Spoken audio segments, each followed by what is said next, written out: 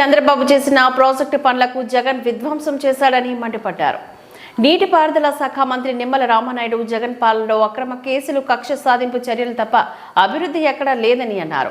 సోమవారం ముఖ్యమంత్రి చంద్రబాబు పర్యటన సందర్భంగా ఆయన పోలవరం ఏర్పాట్లను పరిశీలించారు.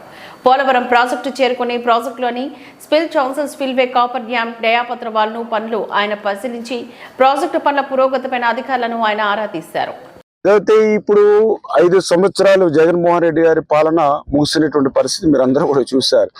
మరి నిజంగా కక్షలు, కేసులు, వేధింపులతోటే జగన్మోహన్ రెడ్డి పాలన అంతా కూడా 5 సంవత్సరాలు జరిగింది. నిజంగా పోలవరం ప్రాజెక్టులో కానీ, ఇరిగేషన్లో కానీ అటువంటి తప్పు చేస్తుంటే, ఎందుకంటే ఏ తప్పు చేయకపోయినా కూడా కేసులు పెట్టి మరి అరెస్ట్ చేసిన పరిస్థితులు చూశారు. మరి నిజంగా వాళ్ళు చెప్పినట్లు పోలవరంలో కానీ, ఇరిగేషన్లో కానీ ఏ చిన్న అవినీతి జరిగినా మరి ఎందుకు ఒక్క కేసు కూడా నమోదు చేసి ఒక్కరిని కూడా అరెస్ట్ చేయలేకపోయారు?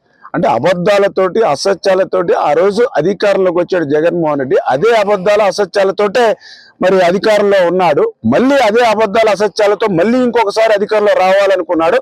ప్రజలు వాళ్ళని గమనించారు కాబట్టే ఈవేళ వాళ్ళకి మరి ఏదైతే 11 సీట్లకి పరిమితం చేసినటువంటి పరిస్థితి. అంచేత రేపు రాబోయేటువంటి రోజుల్లో మరి ఆ వైఎస్ఆర్సీపీ పార్టీ వారికి ఈ యొక్క ఆంధ్రప్రదేశ్ రాష్ట్రంలో ప్రజల్లో స్థానం లేదు. ఖచ్చితంగా రేపు మేము కూడా జవాబుదారీతనంతో, ఎందుకంటే ఈవేళ అధికారంలోకి వచ్చినటువంటి వారం రోజుల్లోనే క్షేత్రస్థాయి పరిశీలనకు వచ్చి ముఖ్యమంత్రి గారు కానీ ఏదైతే మా ప్రజాప్రతినిధులు కానీ పనిచేస్తున్నామని అంటే దానికి ఒక్కటే ఏంటంటే సేవకులు అనేవాళ్ళు